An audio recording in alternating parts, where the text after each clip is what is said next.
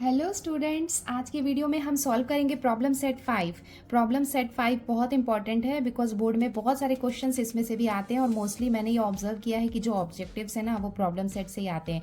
चलो देखते हैं इसके फर्स्ट ऑब्जेक्टिव में क्या दिया हुआ है। यहाँ पे क्या है, fill in the blanks using correct alternatives. तो यहाँ पे हमें ये 4 अल्टरनेटिव ऑप्शंस गिवन है। देखते हैं क्वेश्चन नंबर 1 में क्या दिया हुआ है। Segment A B is parallel to Y axis का मतलब होता है एक लाइन जिसमें 2 फिक्स्ड पॉइंट होते हैं। ये क्या है, सेगमेंट ए बी है जो किसके पैरेलल है, वाई एक्सिस के पैरेलल है। जैसा अगर हम ऐसा देखेंगे तो ये होता है एक्स एक्सिस और ये होता है वाई एक्सिस। तो यहाँ पे जो सेगमेंट ए बी है वो पैरेलल है वाई एक्सिस के। वाई एक्सिस के पैरेलल है मतलब इस तरफ भी हो सकता है या फिर इस तरफ भी हो सकता है। And coordinate of point A R 1,3। तो जो कोऑर्डिनेट है, कोऑर्डिनेट का मतलब है कि अगर मान लो सपोज अगर इस तरफ है, ठीक है, तो अगर जो ए पॉइंट है उसके कोऑर्डिनेट्स हमें गिवन है 1,3, then coordinate of point B can be. तो यहाँ पे मान लो अगर यहाँ पे पॉइंट बी होगा तो उसके कोऑर्डिनेट्स क्या है वो हमें बताना है। इसको हम यहाँ पे ये ग्राफ की हेल्प से समझेंगे तो हमें इजीली समझ में आ जाएगा। देखो यहाँ पे कंडीशंस क्या दी हुई है कि जो ए बी है, जो सेगमेंट ए बी है वो पैरेलल है वाई एक्सिस के। इसका मतलब यहाँ पे ये जो वाई एक्सिस है उसके पैरेलल है, इस तरफ है या फिर इस तरफ है। सो उसके लिए यहाँ पे कंडीशंस दी हुई है कि यहाँ पे जो पॉइंट ए है उसके कोऑर्डिनेट क्या है 1,3।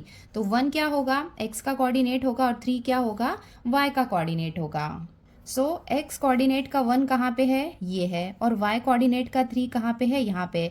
इसका मतलब जो ए पॉइंट होगा वो कहाँ पे होगा, यहाँ पे होगा।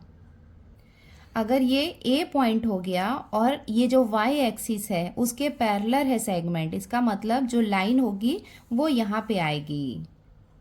इसका मतलब ये हुआ कि सेगमेंट ए यहाँ पे है और y एक्सिस के पैरेलल है। नाउ b पॉइंट कहाँ पे है वो हमें बताना है। तो उसके लिए यहाँ पे हम ऑप्शंस चेक कर लेते हैं। पहला ऑप्शन में क्या दिया हुआ है, x का कोऑर्डिनेट 3। देखो x का कोऑर्डिनेट 3 यहाँ पे है तो ये तो पॉसिबल ही नहीं होगा बिकॉज जो पैरेलल लाइन है वो तो इस तरफ है।